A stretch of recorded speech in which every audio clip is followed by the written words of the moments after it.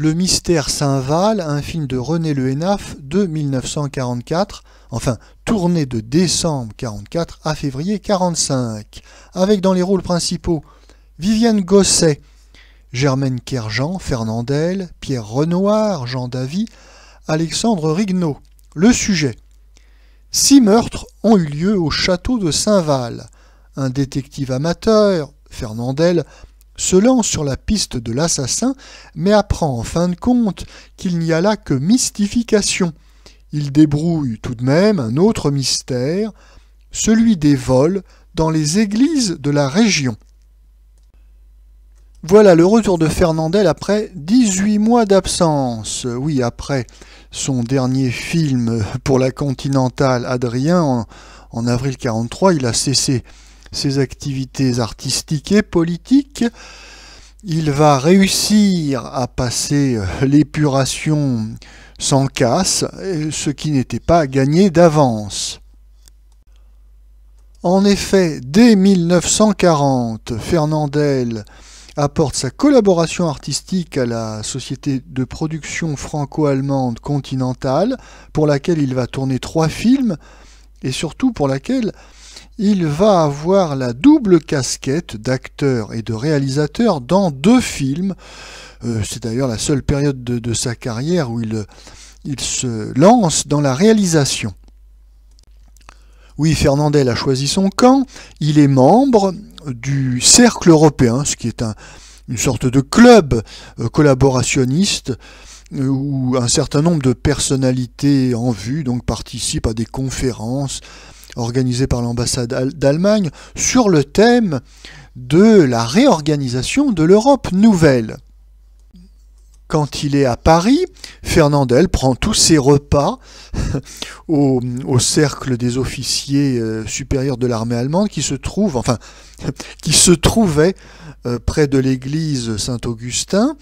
Et d'ailleurs, Fernandel fréquente d'autres lieux de plaisir réservé aux officiers supérieurs de l'armée allemande. Bien évidemment, tout cela ne passe pas inaperçu. Fernandel reçoit des menaces de mort. Il y a même des messages qui passent par Radio Londres qui évoquent le cas d'un célèbre acteur comique qui serait bien inspiré de cesser toute collaboration artistique avec la Continentale. Enfin, en tout cas, Fernandel est assez courageux, oui, il résiste, puisque il va terminer Adrien pour la Continentale au printemps 1943. Donc il a tenu bon quand même un certain temps, mais après, il a la sagesse donc de rester prudemment dans sa propriété de Marseille. Et cette prudence, et puis également sa très grande popularité, lui vaudront de ne pas être épuré en 1944.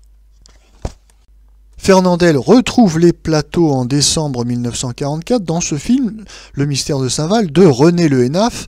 René Le Hénaff qui était d'ailleurs un de ses camarades à la Continentale. Oui, comme le monde est petit.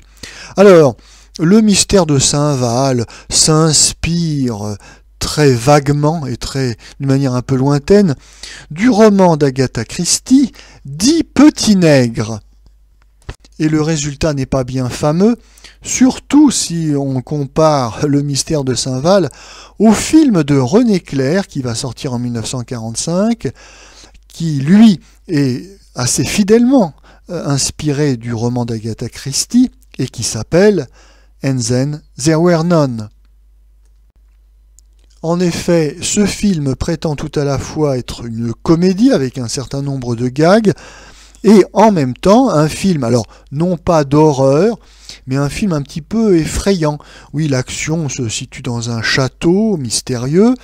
Il y a dans ce château le personnage de Pierre Renoir qui est toujours convaincant là, dans les rôles qui font un peu peur. Mais bon, en réalité, Le Mystère Saint-Val n'est ni une bonne comédie, ni un bon film effrayant. Fernandel n'est pas à son aise dans ce film, il est très raide, un peu rouillé. Alors bon, je sais bien que le sujet se veut un peu inquiétant, mais ça n'explique pas tout. on sent bien que Fernandel n'est pas au mieux de sa forme. Il a un jeu très mécanique. Les gags tombent à plat. Enfin, ce sont des gags vus et archivus. Ça ne va pas.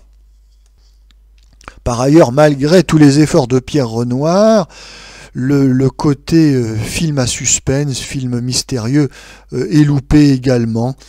Tout ça fait pas très sérieux. Le spectateur a du mal à croire à l'histoire qu'on lui raconte. Et d'ailleurs, je ne sais pas si c'est le sujet qui veut ça, mais le film est assez sinistre. Alors non pas sinistre au sens de film inquiétant et mystérieux, mais malheureusement au sens de film triste et ennuyeux.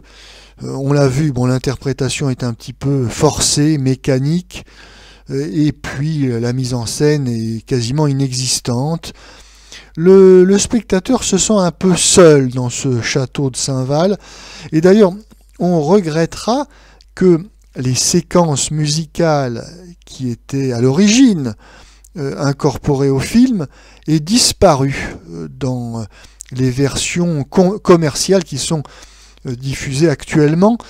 Oui, parce que certainement que ces petites chansons gaies avec Fernandel allégeaient et donnaient un peu d'intérêt au film.